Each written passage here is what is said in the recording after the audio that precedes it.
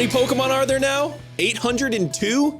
That's crazy! Even as someone who keeps up with every new Pokemon game, I still see certain Pokemon and find myself saying, oh yeah, you exist. Whether it's an uninspired design, a weak backstory, or a lack of screen time in game, some Pokemon are just plain forgettable. This list is going to have more than 10 Pokemon on it because some entries include an evolutionary line or Pokemon that are counterparts to each other in some way. I didn't try to spread this evenly out over all 7 generations or anything. I literally just went down the list of every Pokemon saying, oh yeah, you exist.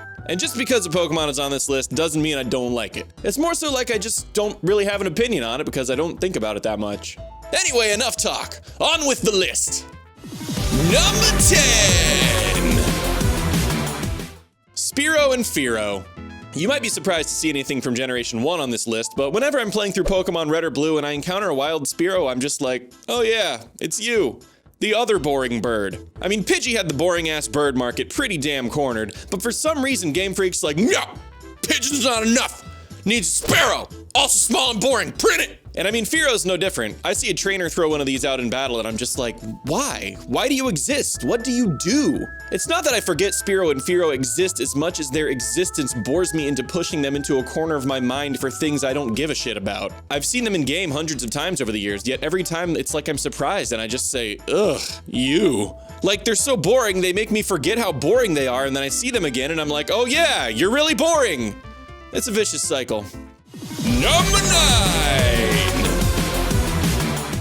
Heatmor and Durant. Okay, these two might seem weird because they're nothing alike, but they're technically counterparts in Gen 5, and they're equally forgettable, so what the heck. No evolution Pokemon have the potential to be totally outstanding or totally bland because it's just the one form, and if it's great, you remember it. You're like, that thing's really cool. But if it sucks, you immediately forget about it. So what do we have here? An anteater and an ant. Heatmor is red and he has some crotch pipes, but aside from that, pretty much just a dumb looking anteater.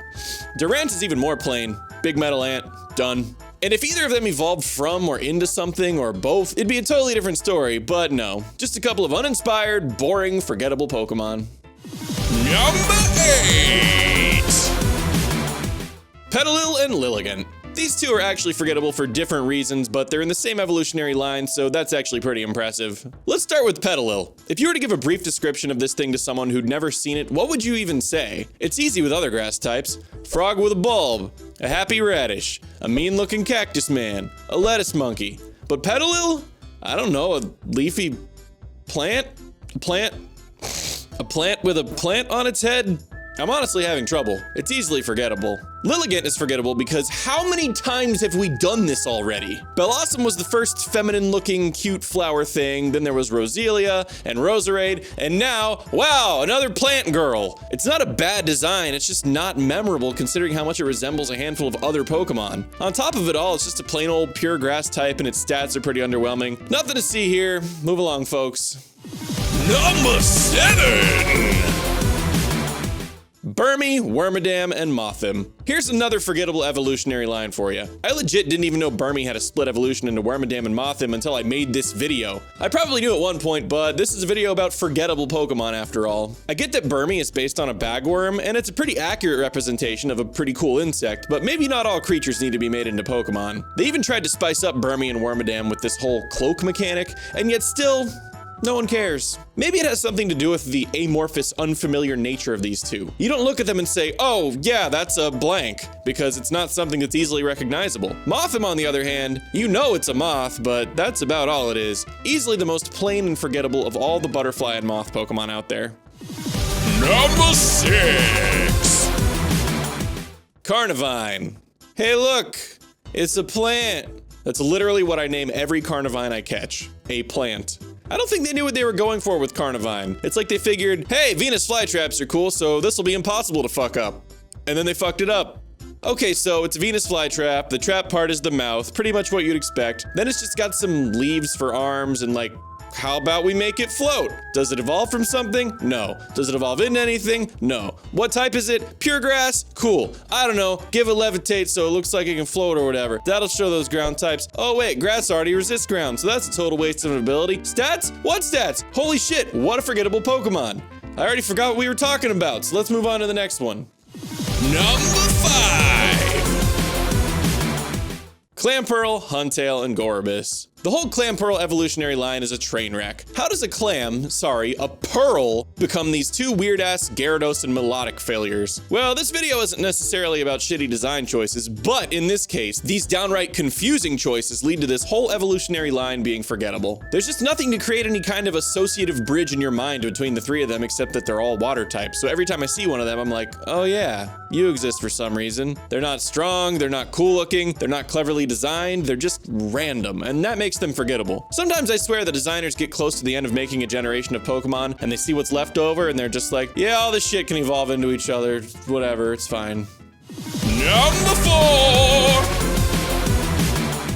Cherrim. Whoa, look, an entry that's just one Pokemon. So Cherubi is whatever, but it's pretty memorable. It's the cherries. Everyone knows the cherries. They're not good or really that clever or anything, but whatever, they're the only cherries. The fuck is this? The first time I saw Cherrim, I had no idea what I was looking at, and then I KO'd it and promptly forgot it existed. I mean, I guess there's a face down there where all you can see is literally one half of a closed eye. Faces are important. Faces are what we remember because we're humans and we have faces, and other humans have faces, and we see their faces and we remember their faces, and that's how it works.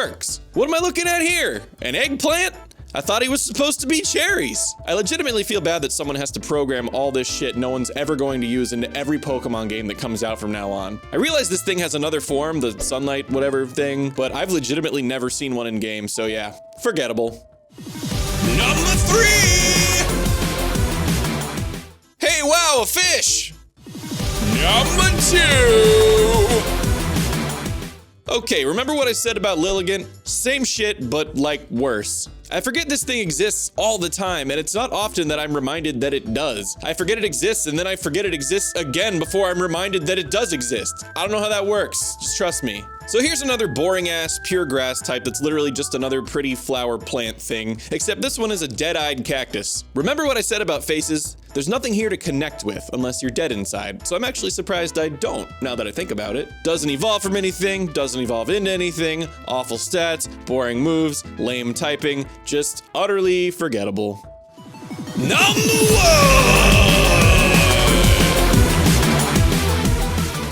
LGM and BEM. Before I even made this list, I knew LGM and BEM would make the number 1 spot. They're easily the most forgettable Pokemon in my experience. The only thing I remember them for at this point is that they're so forgettable, which is kind of contradictory. These things are so forgettable, it makes them memorable. Here's the story behind these two. So there are these aliens, right?